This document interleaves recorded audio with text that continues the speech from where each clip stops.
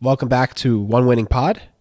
This episode's coming out a little late because we wanted to see what would happen in the Cincinnati and Bills game, and I'm sure if you're listening to this, you already know the tragic events that happened to Damar Hamlin, and we are obviously thinking about him and have him in our prayers, and we're contemplating even recording an episode and all, recapping the show, the events of the Ravens-Steelers game, but decided that we would still do that and not speculate really about what happens next. So we're recording this at 7:49 on Tuesday, and at this point it sounds like Week 18 is occurring as scheduled, which also means the Ravens don't have a scheduled start time. But anyways, I don't think that it will be truly as scheduled at this point, but that's, now we're getting to the speculation land, which we said we wouldn't do. But we're just going to kind of focus on the game that did occur on Sunday night, and also just pay our respects obviously to that situation, his family, and hope that he gets well soon. Yeah, obviously that was a very tragic event, and we wish the best for Hamlin and the Bills family, and first and foremost Hamlin's family and friends too. Very tragic event. It's always in the back of your mind watching football, anyone who's playing football, that could happen. You just never think that it will. And we obviously hope that everything will work out for him, and that he'll be able to overcome this. It feels a little minute in comparison to complain about a Ravens loss in light of this information. I wouldn't be shocked at all if this episode is one of our lowest listenerships ever, given current situation of the Ravens and the NFL in general. But yeah, we're going to look at this game. We're going to see how this transpired for the Ravens and see what we can glean from this, or what the Ravens can do going forward once we figure out what forward is for the NFL as a whole. I actually wouldn't be shocked at all if the NFL postponed this upcoming week. I don't think that anything they've said is definite yet. We saw them do that in wake of September 11th. Obviously, September 11th, it was a different situation than this, but it's not unprecedented for the NFL to postpone a week of game action. But regardless, again, we're speculating. But yeah, Ravens lost 16-13. Fourth quarter, Kenny Pickett, which I said I was concerned about, got the best of them. And unfortunately, Huntley was unable to engineer any late game heroics on the final drive, and Ravens find themselves at 10-6 currently.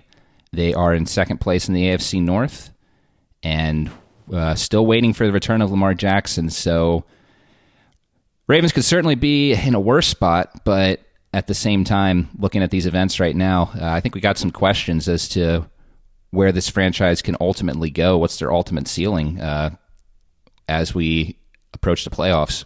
Yeah, I know, we've talked in the past about, there being so many loss tokens within a season, right? You don't want to give too many tokens away. You don't want to give up easy losses to teams you should probably beat. This one, in some sense, my kind of like raw visceral reaction was not as bad as the Cleveland game, but in hindsight, I feel like in the grand scheme of things, it's just another one of those games that ultimately, if the Ravens do just a little bit more, they come away with the win, and they don't have to start asking questions about what's up with the division, where the playoff seeding, things like that. It's one of those just it sucks. Yeah, it just sucks, man. It feels like sometimes this team just really just isn't able to get it together in big moments, and it's a little frustrating as a fan, and I'm sure lots of people are understandably, I think, upset with it as well, upset with the coaching staff and kind of their reactions to it. But I'd say the one thing, bottom line for me, Lamar's got to get healthy. Without that, I feel like I said this a couple of weeks ago, my kind of reaction is the season's kind of done unless he comes back. For sure. We were talked about not recording this episode at all, and I think part of the reason why, even with the events not happening on Monday Night Football is that we feel like we've been having the same conversation for the last couple of weeks ever since the Huntley era has started. The defense does what seems to be enough in a modern NFL game to lock away a victory. This game, I would say they did not do that for what it's worth, but typically they do, and even 16 points is really not that much. And then the offense is on life support the whole time, and you're just hoping that they are able to score a touchdown. They need like a charity, penalty in order to get the opportunity to score a touchdown in this game. And it's a playbook that the Ravens seem comfortable, so to speak, going into, which I think the Ravens fans expect more out of a team. They don't want to just luck their way into a victory. They don't want to stumble their way into a victory. They don't want to get the right penalty called or the right, interception at a timely manner. They want to win games with authority. And the current playbook, in my opinion, is not to win games authoritatively. They are hoping that the variance pops in their favor. Now, I will say we have to give some credit to the team in that I think a home playoff game would be nice. But what I don't think would be nice is for us to show all our hands early. And part of me wonders if we're playing really vanilla football because they want to save stuff for the postseason, particularly if they don't have Lamar, and they need every trick that they have up their sleeve. And at this point, they're sleepwalking into the playoffs. They're like, maybe we won't get a home playoff game, but that's okay. We're only going to get one anyways. And I honestly wouldn't be surprised if that is some part of the equation, that they're keeping things intentionally bland, particularly on offense. But it's not inspiring to think that. And it's not even good. I don't know. I would want them to have some momentum, so to speak, but it is what it is. It's a little tough to figure out what's going on with them. I did not do much film study prep at all, and when I say I didn't do any, I mean I did not do any. I wanted to think about NFL as little as possible today. Just I know it's still a little shaken from what happened last night. What I was planning on doing really was kind of diving into some of the film of last year, of those games we saw where Huntley had success, and try and see if I could see if there was anything that was really different. Is it that we're trying to get Huntley to cut down on turnovers and mistakes, and so he's not taking chances like he did in the past? Because, when we first came out and had some game action in mop-up duty against the Giants and Jaguars, I remember we used to call him the human pinball, because he was just running all over there, just chucking the ball around. And it was a style that seemed unsustainable at the time, but maybe we're trying to rein him in too much. That's one possibility. I was also interested to look at play calling. Was that much different? Were there some concepts that were working? Are we still trying those concepts with him, or are they just have those been figured out with him, and so we can't use them anymore? That's another possibility.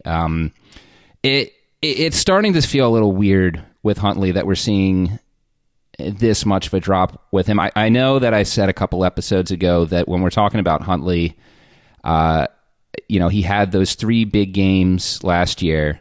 Then he caught COVID and was not had a decrease in playing output, for lack of a better term, in the Rams and Steelers game following that. But it still feels like his play this year has been even lower than that. And it's just making me wonder, is it scheme? Is it that the team just isn't trusting him enough because of when he tries to do the things that he's really good at, it's a bit dangerous? And they're like, well, we can't really afford to turn the ball over because of the lack of playmakers right now. Just a theory. Like I said, I was hoping before what happened last night to have come into this with a little bit of a prepared analysis on it, but it's still very odd that we're seeing what's such a decrease in what we've seen this guy be able to do. And like I said before, maybe it's the league figuring him out. Maybe it's we're cutting back on what we want him to do because we don't think we can afford mistakes from him, a combination of both. But whatever it is, there was a graphic shared by, I believe it was the UK Ravens on Twitter, basically showing that the Ravens have, with Huntley, have scored the least amount of points in the NFL over those string of games. And this is an offense that was easily scoring in the 20s with Lamar Jackson behind center. So again, Huntley is a backup. We need to treat him like a backup when we're managing his expectations. But still, for all the offensive success he had last year, it feels like there's something off right now that maybe can be fixed. But the drop-off in production from last year is kind of staggering, really. Yeah. I mean, if we're talking, at least from some of the things I guess I could see in this game, let's talk about one good thing, at least I think that kind of happened, is I think we found ways to get Mark Andrews more involved. And I think that happened in two ways. I think one, just by spreading the defense out a little bit, not giving them opportunities to quote unquote double Andrews. I kind of hate kind of using that term because I feel like it is overused of, oh yeah, he's just doubled. Like, good players beat double teams. It doesn't matter. Like, it doesn't matter how many guys you have on you. If you can get the right routes, the right concepts, you can get open even if you're doubled, right? But that being said, like, there were a lot of favorable matchups to Andrews, and Huntley was able to find him for a number of those. So I think it was good that he got more involved. It felt like for a good portion of the game, I mean, he was back to his 2021 dominant self, just without some touchdowns. I think we need a few more of those. But so, I mean, I think that was good. And I do think that's kind of a sign, too, of like, okay, Roman wants to get him more involved. Like, okay, fine, we'll make him the focal point of the offense this week. So I think from that perspective, like, I think that's fine. I think the coaching staff did what they needed to and made the adjustments to make that an emphasis. And I think it worked. Now, on the bad side is I still we've talked about these for a couple of weeks. Like, we still have fundamental problems, I think, of like, we're not, we're just getting too many 3 and outs, right? We're not having these long sustained drives. Like, sometimes when the run game works, you just get a bunch of runs that back to back, like, you can move up and down the field, right? But other times it's a 3 and out. You get, there was one, I think, drive, I think at the third quarter or something, you had this like 15-yard run by Dobbins, which is great. And then after that, 3 and out, just stalled midfield. So yeah, I mean, like, play calling isn't helpful there. Execution isn't there. I mean, there are a couple penalties, I think, that kind of put the team in negative situations, but they're just not equipped to get out of these situations. Like, if the run game is off for whatever reason, or there's a negative play, it's really difficult for this offense to come back. And, that and just combine again, like, we cannot figure out this red zone offense, man. We just can't score. Yeah. I mean, we just lack I think we lack the playmakers on offense, even with guys like Dobbins and Mark Andrews available. Just not enough guys. Yeah. We lack like the stars to cover things up. You know what I mean? The people that like make a big play. And I think it's partially like because both of these guys are not quite it. Like Andrews doesn't really have long speed. He's a tight end. That's reasonable. And neither does JK at this point, unfortunately. So like these breakaway plays are really just difficult for the offense to come by. And then you also have, like, once they get compressed, we can barely pass the ball to begin with. I mean, wide receivers, yet again in this game, were so underutilized. I mean, we use wide receivers less than most teams use their, like, second tight end or, fullback. Some teams don't even have fullbacks. But, like, all of our wide receivers are so poorly utilized. It just makes you wonder, like, okay, how is this offense really going to work in 2022? I think the big thing is with the Ravens. I was trying to communicate this with a fan recently. Is like I think their playbook right now with this heavy personnel, drag games out, long time of possession, grind out these wins, hope for the best. At best, you win a football game in a relatively close manner because like. You still take 8 minutes to get anywhere. There's not that many possessions. And at worst, you lose it, and you're either going to lose it dramatically and look terrible like you did in Cleveland, even though they didn't put up that many points, but you just look awful because this kind of offense, there's like nothing to like latch onto that's fun, or you barely lose the game like we saw this game. Or I mean, look, this is the part that kills me. The first 2 drives, 17 plays for 78 yards, 8 minutes off the clock for the Steelers. And we were like, we can do that. 16 plays, 61 yards, and 8 minutes off the clock. It didn't get finished until the second quarter. At the rate of the play, they would both have had 2 possessions in the first half. That's not a football game in 2022. This is just insane. Like the amount of time that's coming off the clock and the kind of ball that each side were trying to play. And candidly, the Steelers played Ravens football better than the Ravens this week. They were out physical at the line on their offensive side of the ball. And that's why they were able to run so effectively. They were just way more physical than us, and they seemed to want it more. And then their defense was just better than ours at, not letting us score. I mean, they were like, you want to be the 2022 Ravens? We'll do that and spades. And I mean, they completely outplayed us, in my opinion. And I think, credit to them. A lot of times we want to say could we have done better? And there certainly were things that we could have done better, but I haven't seen our defense get blown off the ball quite like the Steelers did in this game. And I think in a lot of ways, our run game hadn't reached the level of competition that it had seen. It was still somewhat effective, but not nearly as effective as it had been. And without that, you're not scoring. So I just think, they did a good job. Like the Steelers really came to play in Baltimore. Yeah, I think they're, on our run game quality, because we're still kind of on the offense, I think they definitely, the Steelers defense definitely improved from the last matchup. They gave up a lot of yards to our running backs. I think they definitely clamped down this game. Like you said, yeah, they're playing a lot better on the defensive side. They still let up a couple runs, but for the most part, I think they clamped down pretty hard. Yeah, gosh, man, so much to discuss with everything Alec just said there, all of which was great. But to get back to the wide receiver point, beating a dead horse, I know, because it's been the main complaint of the flock this year, and understandably, I think some of it sometimes gets into the realm of, there's only so much a team can put on the field, but some of it's warranted as well. So you guys were at the game, so you didn't see this.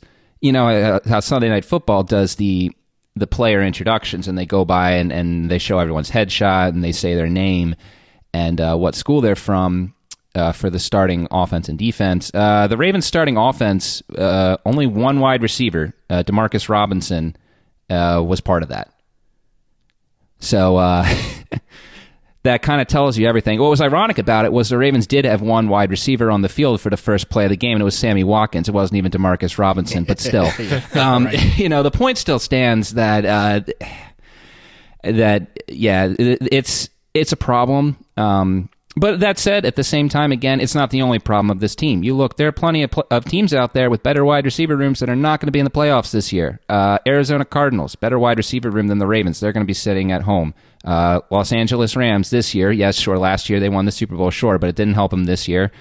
We could keep going. I'd say the Colts have a better wide receiver room. The Raiders, it's part of the problem, but I also don't think that it's the magic thing that would fix all our problems this year. It was if we had... say just Hollywood back and Bateman was healthy. There'd still be some issues. But, yeah, I mean, going back to this game at hand, I agree. It's something that, the Ravens tried for a while Lamar was out to see how this low-risk offense, kind of grind the game out approach would work with a backup quarterback. It was good for a while, but the Steelers saw it once and they were just like, oh, hey, wait a second. We can play this type of football. We're built for that, and you guys are right. They out-physicaled the Ravens. The run defense was particularly concerning, the thing that has been the calling card for this team all season long. Najee Harris just looked like a completely different back in this game.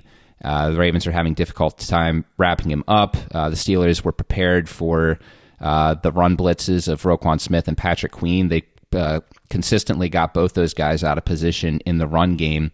And really, the Steelers, just got to give them credit. They made lots of adjustments during the game. Kyle Hamilton made a great play in the first half where he got to Kenny Pickett, forced an incompletion on third down. Excellent play by Hamilton, by the way, on that blitz. I don't know how many safeties in the league can make that play, because that was just a pure speed play.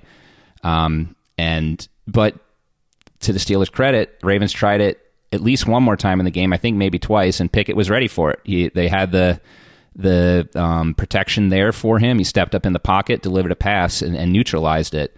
And that was another big thing with this game, was failure to adjust, particularly, like I said, in run defense and in rushing on offense. It was incredible how we just refused to accept that the Steelers were just like, okay, we saw these rushing concepts last game, we know how to stop them, and fail in the second half to come up with something more creative, and instead just continue to run the same things that hadn't worked to a large success in the first half. So, yeah, the Ravens are going to have to think about that going forward.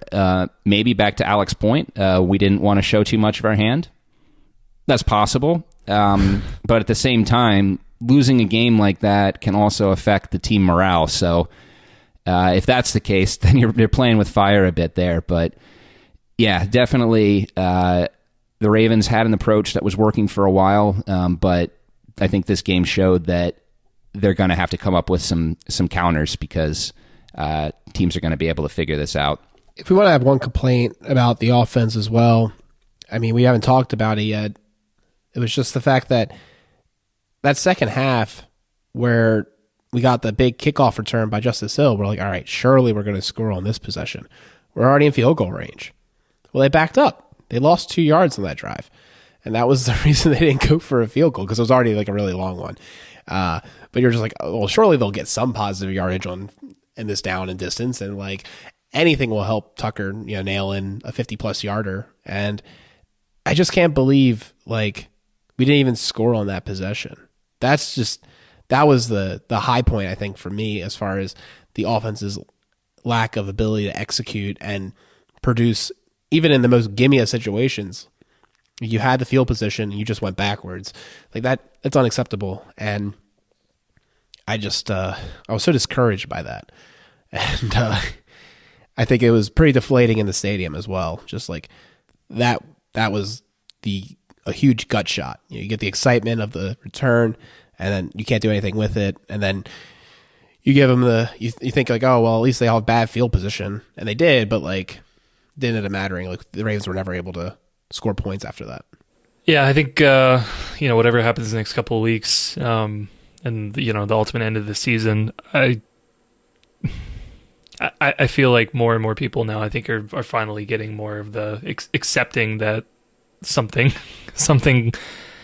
big kind of has to happen. I think moving on from Greg Roman, I think, is more of a possibility. It just, as much as we can talk about the process, and I mean, we've talked about the process of going for it on fourth down, right? It's not always the even if you don't get it on a fourth down, right? It's about the process of like, okay, you keep going for it because that's what the numbers will tell you to go for, right? Over time, most of the time, if you go for it in favorable situations, the process will dictate that you'll be successful more than you will fail, right? And I think I do think it's important to have that mindset as well in other phases of the game. It is about the process and understanding, okay, this is, for better or worse, this is where the front office and the coaching staff, they've decided okay, we're going to build a roster this way. This is how we're going to run things.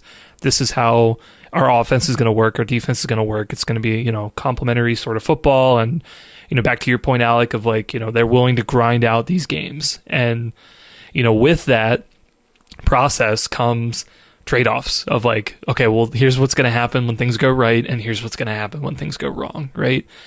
I think it's important to understand that it is a process, and sometimes it's not going to work every time. But that being said, I do think it's fair, it's totally fair to question then, okay, are those variables still, are those assumptions still correct, right? Because if you have, a lot of repeated problems, or you have a lot of okay, we're not having as many victories as we are defeats here, right? I think it's totally fair to be okay, maybe the process is wrong. Maybe there needs to be a tweak to this. And yeah, I just feel we as a fan base, and now it's like, yes, there were people calling for Greg Roman's head years ago, and like, congratulations if you were already on that train. Like, it's fine. You know, not, I don't want to pick too much of it, but like, people have been saying it for when Roman was on the 49ers and we beat them in the Super Bowl, right? It's not really that original of a thought. But that being said, like, more and more people, I think, are starting to warm up the idea of like, okay, guys, like, the process that we're being sold is not as successful as we would hope, right? We're just having these losses and, you know, just issues that just keep cropping up and, you know, still causing problems and still causing us to lose games and not make it far in the playoffs and, you know, what have you. And, you know, it really feels to me, it's just like the fan base is like more collectively, I think, is louder than ever. Like, okay, guys, like, this isn't, the process is wrong. We need to adjust this. Like, and I just hope that, you know, we'll see. You know, we'll see with this season. If they're able to turn it around with this process, then like, hey, it was all worth it. Like, that's totally fine. But I mean, if we have another outcome where, you know, wherever we end up, and it kind of goes that way, I do think it has to be more of an emphasis to really, you know, go back and address it and figure out where we're going to go from here, because I just don't see how we can come into 2023 and repeat the same pattern with so many variables changing. My big complaint with really the direction of the offense ever since the start of 2020, and particularly this year, has been, it really feels like, my understanding of 2019 was always that we brought in Greg Roman, to fix the run game, which needed fixing at the time. As we've said multiple times on this program, the Ravens' rushing offense between 2013 through 2017, aside from some very strong, you know, spark games from Justin Forsett, particularly in 2014 and a couple in 2015, the running back rushing attack was abysmal for this team. Greg Roman in 2018 came in and fixed that tremendously, as he should have, because we know that's his calling card in the NFL. That was something that desperately needed to be fixed. Quite honestly, the running game those years was as bad as the passing attack has been these years. So we corrected the pendulum too far in one direction, you could say. But so I always thought the plan with Lamar, going back to 2019, was always that we got Greg Roman here because right now Lamar's coming into the league and he can run against anyone. We know this guy's scrambling ability and playmaking ability in that perspective of the game is already elite. Like, that's how good he was coming out of college. No one ever doubted that about Lamar Jackson, that wasn't going to translate to the NFL. The issues were always that it was clear that he needed some work in the passing attack. And I always thought that the plan was to rely on the rushing aspects of Roman's offense to gradually allow Lamar to advance as a passer, and then gradually over time incorporate more and more passing into the offense and shift the direction of it.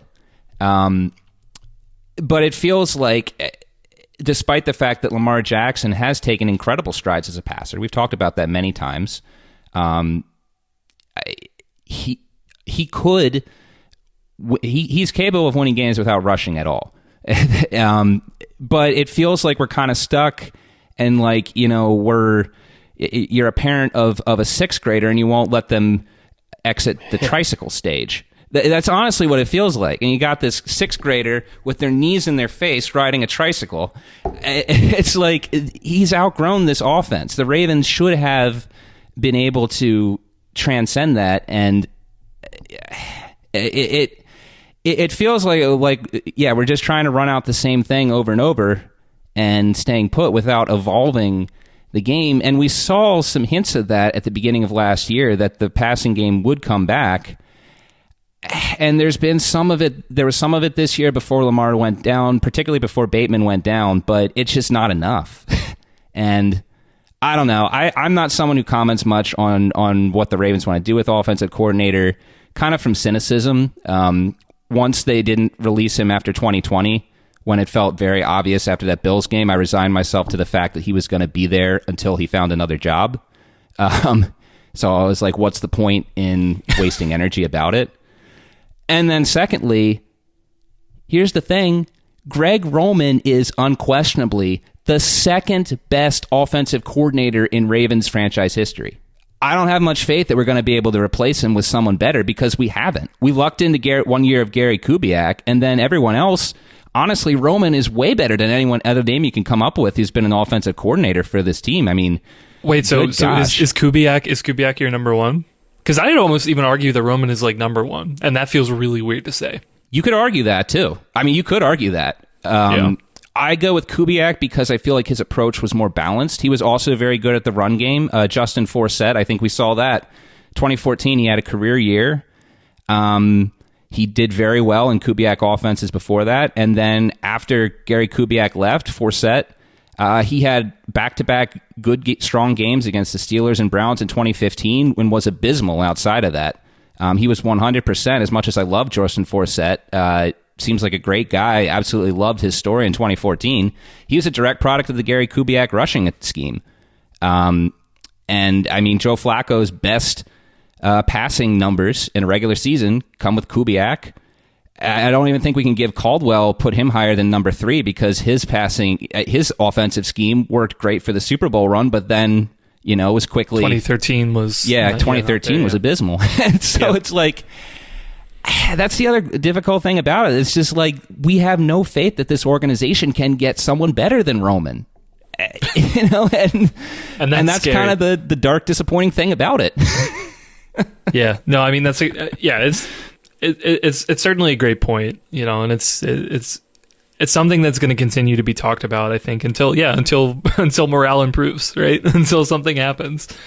It's a lot of it's a lot of the same things, but I do think, like I said, I think it's fair. It's going to be a question, but I do think it's important, like I said earlier, just like it's understand the process and where it's coming from, but know that it's not always like, oh yeah, like process is the process and like it's always going to be that way. Like no, some assumptions will change and things will change over time, but yeah, bottom line is, right now this year, 2022, end of the season here. I thought that stat that you brought up earlier, Peter, I think it was UK Ravens of 59 points over like the last 4 or 5 games, least in the league, and defense was allowing 61, which I think is also the least. It's apparently, it's just like apparently it's so one unbalanced. team has allowed less. I'm not sure who that is, but believe it or not, but still, I mean, that shows that the defense is doing incredible. Yeah. Oh man, so much to comment on. But like, I guess my number one complaint, and we can maybe jump into this part of the discussion that was in our document, is like, Harbaugh, you're in charge. Like, don't forget, like, you're the head coach, and sometimes he says stuff during the press conferences after the game that make you think like, he's not happy with the direction of the team, or he's not happy about this decision or that decision. And I get like letting your people do things and making them empowered and stuff. But sometimes I'm just like, dude, like, you're the head coach. Like, he was saying, like, we should have had Gus in there more this game. Like, I was upset about that. I'm like, well, last I checked, you're on the sidelines and Roman's in his skybox. Like, override him. Like, what are you doing? Like, I just don't buy it sometimes. Like, I don't know. I understand that running a game, like being a coach in the football game, and like the live logistics of it are probably pretty challenging, and it's hard to focus on everything. And hindsight's 2020. But sometimes I just feel like he's not at the wheel for some of these decisions. And I can get why fans get upset with him being like, he has no specialty. He's a special teams guy. Like that's not good enough. And like, I think it is a flaw of his that since he has no specialty, he defers to his coordinators, and I think he just doesn't correct ships. We saw him do it last year too, kind of complaining about Wink in certain instances after the fact. But like, I don't know. It's an interesting dynamic that Harbaugh has with his coordinators, and I think it's because he is a special team coach at most, and almost no one ever complains about special teams. It's like only if you're as bad as the Packers were last year are people like complaining about special teams play. Wait a second. Where are you just forgetting that Chris Rayborg has existed for the past 2 weeks? No, I'm not forgetting that Chris Rayborg existed, but we're weird. We're a Ravens fan. Like I'm saying, like we're esoteric Ravens fans that have a podcast about it. So like, of course, we'll complain about special teams. But I was saying that the larger subset. Oh, well, I do say if we do want to talk about some positives from the game, special teams did improve. Which we kind of already hit on with how the Ravens squandered the return of Justice Hill on that big one, and there were some other decent returns too in the game. But yeah, I mean, to your point on Harbaugh, I get it.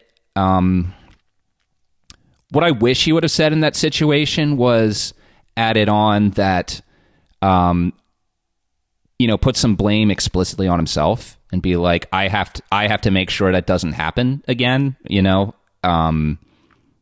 because I will say the biggest thing that Harbaugh has done for this team is he's great at the locker room. He's great at leadership and bringing guys together. I think that's been pretty obvious throughout this time here. But yeah, I understand that people would want him to throw Greg Roman under the bus. I commend him for not, but when he explicitly asked about it. But at the same time, like I think then you have to take ownership when you respond to a question like that, because you can't back your guy and then throw shade in that direction, because that's essentially what that was doing. That's basically saying like, I disagreed there with that, but hey, not my problem. That's his problem. There's some weird like leadership things going on in this locker room. Like during Mark Andrews' interview, people were like, is the offense going to be kind of set in second gear until Lamar comes back and you have your starting quarterback? He's like, we already have a starting quarterback. His name's Snoop. I'll take him over the 31 other quarterbacks in the league. Like, he's a superstar. He's a franchise quarterback. And I'm like, I love that. I'm like, I hate that. I'm just like, that's not realistic, dude. But here's the thing, though, man. Are you here's La La Land? But that's our job as fans to comment on that. But this guy might be their quarterback for the rest of the year. Like, if that's the guy that you need to lead you to the Super Bowl, like, you got to prop that guy up publicly, man. You got to show that you sell out all for that guy, regardless of what you actually think about, what he can do on the field. And let's be honest, like the guys, like we keep going back to last year, the guys have seen Huntley ball out before. It just hasn't happened this year. They just got to keep propping that guy up, and that's what a team does. Whatever field you're in, not just sports, man. You always got to be there for your guys. And I think, again, that goes back to what the strength of Harbaugh is that he's able to bring these guys together and just be like, we're all a team together. Let's throw out the outside noise, what the outside thinks about us, even our own fan base, and let's just focus at the job ahead. And the job ahead right now, even though it seems bleak, is to have Tyler Huntley lead this offense through the playoffs until we have a reason to believe that Lamar Jackson is stepping back on that football field, which unfortunately we don't. So I commend Mark Andrews for that. I don't know what's being said behind closed doors, but I think publicly you got to support your guys on the team. You have to call them out and give them all that they deserve. That's personally my leadership style. I know that there's other teams, like guys like Brady and particularly Roethlisberger when he was with the Steelers. He didn't have any problem going out in the media and calling guys out. Rodgers, same thing. Rodgers, yeah. Super bad about it. Yeah. I mean, look, man, I don't have any quantitative data to tell you which is better. I just think for me, and from what I've seen in my life playing sports and, in the workforce and when I've been on projects before, like, things go a lot better when you focus on people's positives and try and build them up, even if things aren't going well. And I think long-term that bodes better, even if our team is capped in what it can do with Huntley at quarterback. Yeah, I mean, for at least of the Andrews situation, like, yeah, I mean, I don't really have a problem with that. I mean, going back to kind of what we were saying with Harbaugh, that kind of spawned that of just I feel like it's tough. Part of me, I think, would like to see a little bit more accountability, and if we saw flashes of like, hey, red zone offense looked a lot better here, or, hey, like, these plays were really close, it was the right read, just like the throw was a little bit off, sort of thing. If there was a little bit more to kind of show that, like, okay, we can, like, it may not be a good week now, but we know that things are going to improve because we're seeing the right things on the field. That would be one thing, right? But to me, it's just sort of like we're on a rudderless ship without anybody sort of steering anywhere, and we're just sort of listing around saying, like, well, maybe one day everything might go together. And it's just like, it takes a lot of faith, I think, for that. And it's just something right now, as like a person watching this team, I just don't like. I don't see it. I get that the process is like, okay, all of our goals are still ahead of us. I don't see us making that in like 2 or 3 weeks right now, from the product on the field, at least. We have a very one-sided team. It's the defense right now. I mean, I guess you could throw special teams in it now that they fixed it up. 2 sides, right? We have these 2 sides. The offense just isn't showing anything. Like, yeah, they can run the ball. Okay, they can run the ball a little bit. Well, can they score? No, they can't score. So what good is that? Empty calories. You're just running up and down the field, not scoring anything. Like, we can't live on field goals. Running out of time to score later in the game. Yeah, running out of time. Yeah. So we have 2 minutes left, and then throw an interception to end the game. I don't know. Yeah, I wish there was a little bit more accountability and like actual progress here. I feel like that's the missing part.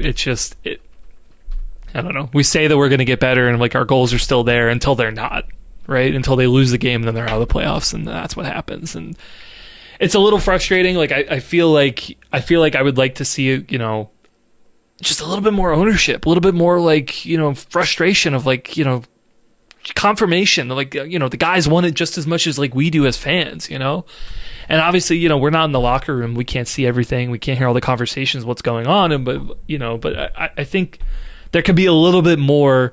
There's like a spectrum from like stoicism, which it feels like we're at right now, and like, I don't know, being like Terrell Owens or, somebody like really like wears their emotions on their sleeves. You know what I mean? Of just like, there's a spectrum, I think, of that, and trying to, balance where they are.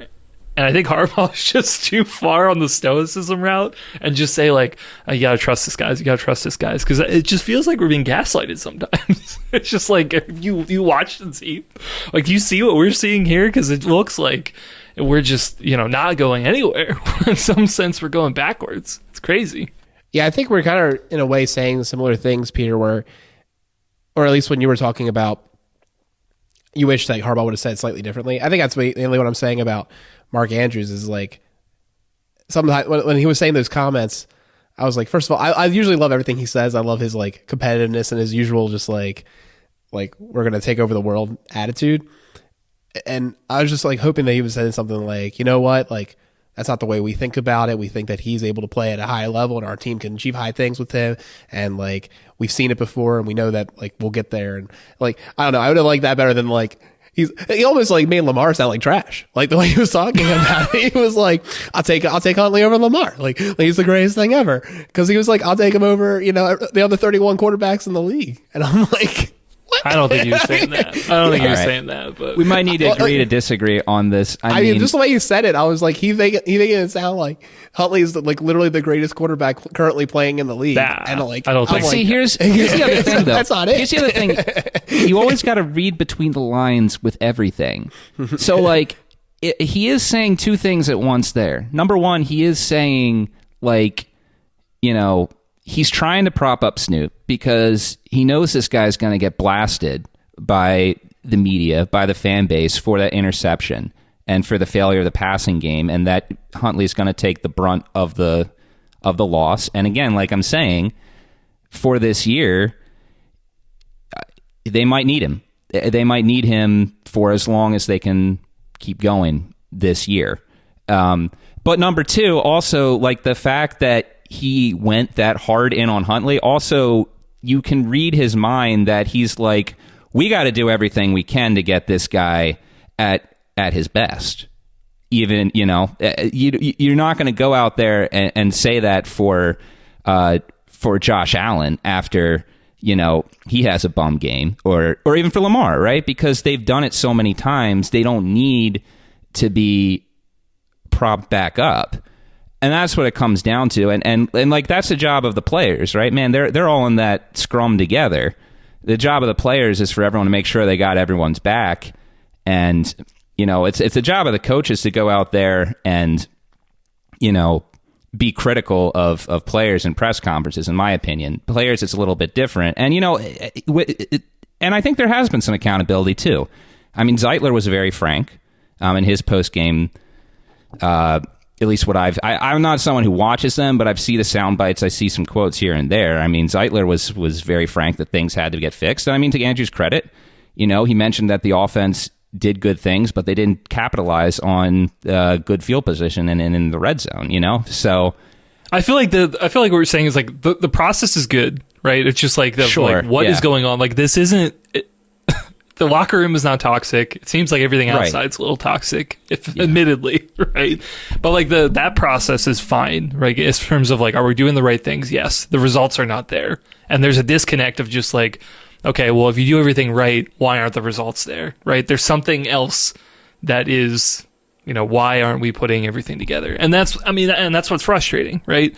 And again, going back to just like, what do you do in that situation when the process is like saying like, okay, good things should be happening, but they're not happening? Well, I think we should talk about the defense. I think the thing that's weird about the defense is that they were bullied, and we're usually used to them bullying. The front seven was not dominant this game. The Steelers were able to rush for 198 yards, which is incredible. There's been many games where the Ravens have been limiting teams under 100 yards. They basically had 2 games worth of running production. And the way they were doing it, it wasn't really anything spectacular from Warren and Harris. It was more so just like at the point of attack, there were holes that went 5 yards deep. Like, they weren't seeing initial contact for a decent amount. And I just, it was really disheartening to watch them get chunk after chunk after chunk, get into the open field, consistently get 5-yard rushes, and be able to move the chains reliably using the run game. And like I said, basically they were the Ravens better than the Ravens this game, able to control the time possession and make sure that they kind of dictated the pace. And at the end of the day, were able to execute on more drives than the Ravens. Yeah, it was a concern. I do think that the Ravens underestimated how much the Steelers would adjust to what they had done in the previous game. Like we said, the Steelers did a great job of taking Roquan Smith and Patrick Queen out of this game, putting Roquan Smith in some instances, unfortunately including the final touchdown of the game, in positions where he wasn't terribly in a great spot where he could cover the guy. Tackling wasn't terribly great in this game, and even guys that we've been seeing have stalwart games this year, I feel like Marcus Williams could have played a little better in this game. Yeah, there was a couple of times deep where it felt like, in last game, he was getting interceptions there against Trubisky, but was having difficulty in that game. But we also do need to give credit to the Steelers' skill players, too, because, Harris came out there and he played the most inspired football I've ever seen him play against the Ravens. He was continually inviting contact. He was falling forward all the time, which was continually getting the Steelers additional 2-3 yards. He's a big back, and it's just been kind of curious watching him. It's like, why don't you? It seems like he should be able to do that every week, and that shouldn't be an outlier. But also Pickett, man. I'm telling you, I think people underestimate this guy because he does not put up sexy numbers, at least not at this point in his career, and I don't know if he ever will be. But the guy is got ice water in his veins. He reminds me of early career Flacco. Now, one thing he does really well that Flacco, wasn't really his calling point. His mobility in the pocket is incredible, and there were several plays in that game where he was running around there in the pocket and improvising. Not at the Lamar Jackson level, but and kind of at his own way. And it was giving his receivers extra time. He was able to pick up some chunk plays as a result of that. And of course, we saw what happened at the end of the game. It really just comes down to, I think that the Ravens just weren't prepared for the Steelers to be as prepared as they were. And I think that kind of got exposed when there was issues in the second half, making adjustments in both the offensive and defensive end. Yeah, I think my biggest takeaway was just the, like you guys said, the rushing defense. I thought, I rewatched it a little bit. Just guys getting beat. I think Matabuke got up double teams a good bit. He did okay. Saw some losses from Jones and Washington as well. Just getting pushed back. Steelers offensive line doing a great job of pushing guys off. And, it could be like, running backs could hit the hole and not be touched until, 5-6 yards downfield. And then the linebackers would clean up. But, just not as, definitely not as stingy. I do think, the secondary played pretty well. Brandon Stevens also, I thought, had a tremendous game. Probably one of his best as a Raven.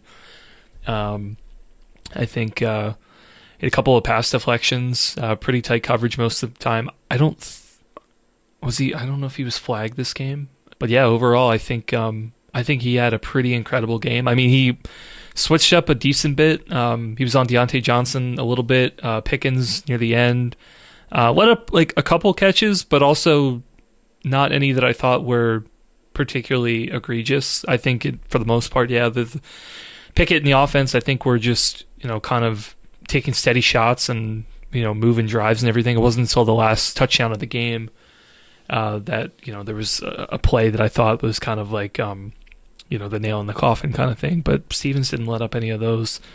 I thought he played pretty well. A couple other guys, I think, as well in defense who kind of had good games. But I think the deciding factor for me is just the defensive line. I think it'd be great to get Calais back. I think having him in the rotation, I think, would be really, really helpful. Yeah, this game was full of players that had some good performances. I think Stevens was one of them. For sure that he, in general, had a pretty good game, but it wasn't a perfect game. And kind of similar for the Ravens' offensive line, or rather, I guess defensive line. I think we saw all the players have good plays here and there. I think Brett Urban comes to mind as a player who really succeeded well again this week. But he also had difficulties against the run, but yeah, everyone did. So it was just a party. It was a struggle against the run party, and I hope they're able to get it rectified. They were unable to turn, the deflection into a interception. There was a couple moments in the game where defenders were close to a bad thrown ball and could have really changed the outcome, but those things didn't bounce our way. So I think that's the defense. It was so unusual to see the defense beaten so badly that I just don't know what to make of it other than they got beat bad. One thing I heard Coach DC talking about is that they used a lot of 11 personnel against us. And he thought that 11 personnel is actually particularly effective against the Ravens because we're not as heavy as we would be in other personnel packages, but we're also kind of light. And just it's a good way to get us in a good. It's probably when we're most vulnerable. I don't know if that's necessarily true, and would want to keep an eye out on that. But definitely felt in this game that we were just unable to penetrate, their team and get those tackles for loss and stuff them in key moments. And I think the other thing to consider is just to what degree of perfection the Ravens defense is really expected to play at.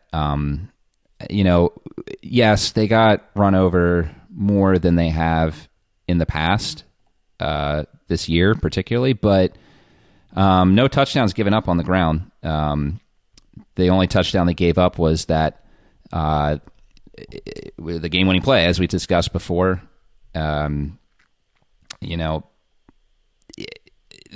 They played a good game. I don't want to say it was good enough to win the game because, as we've said before, those statements are kind of unfair to the whole holistic flow of the game and really what happens on all sides. But it was a strong performance by them.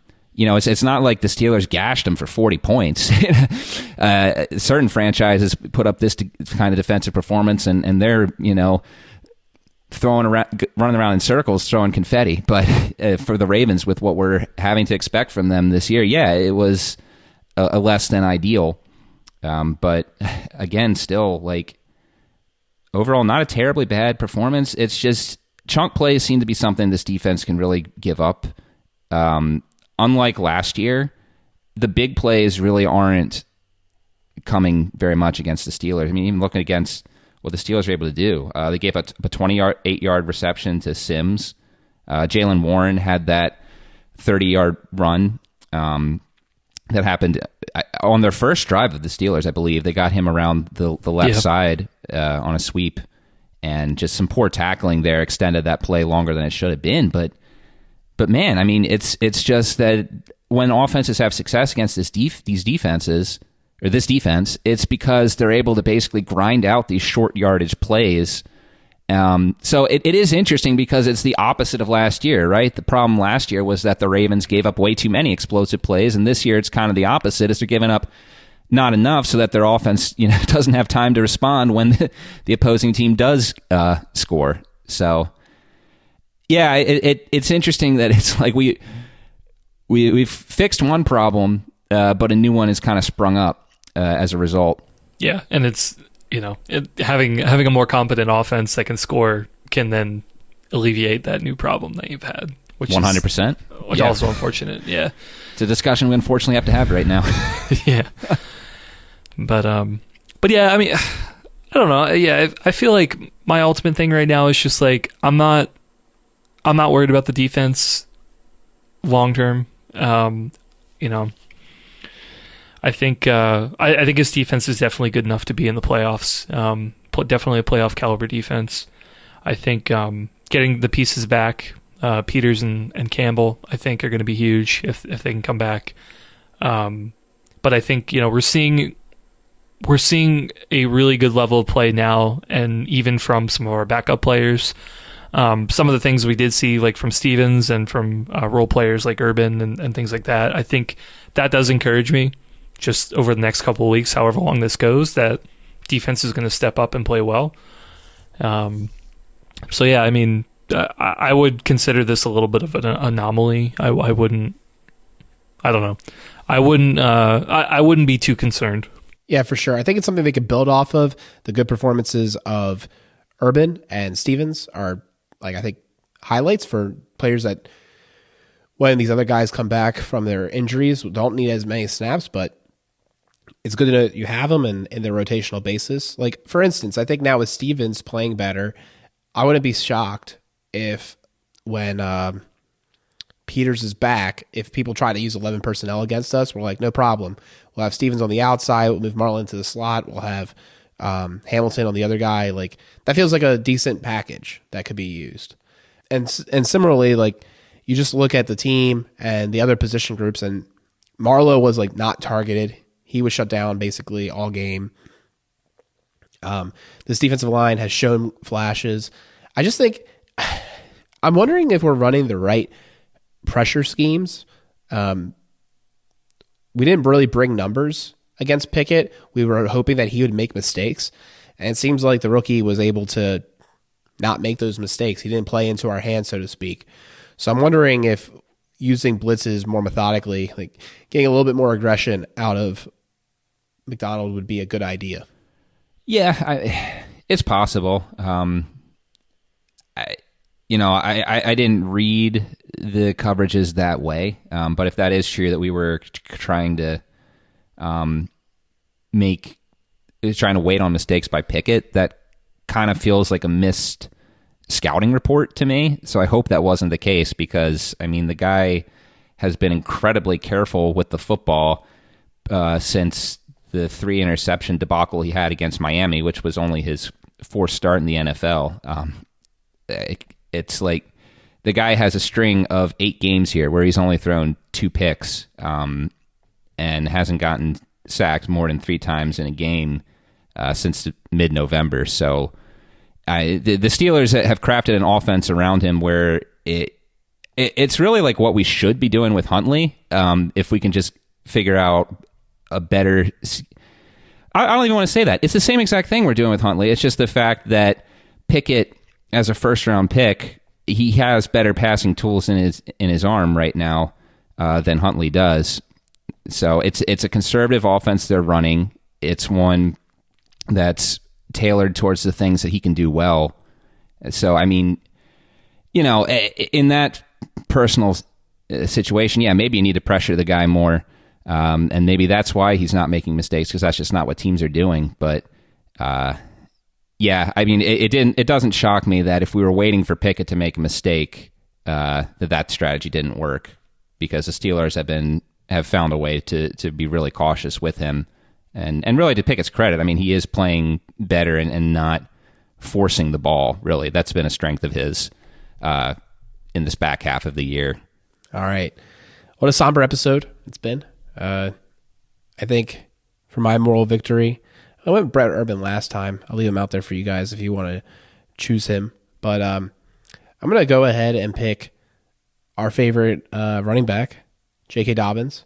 It was his first time getting more than 15 carries ever in his career. He's gotten 15 exactly several times, but he broke it, and he was pretty effective on the ground, all things considered. So I give it to J.K. Dobbins.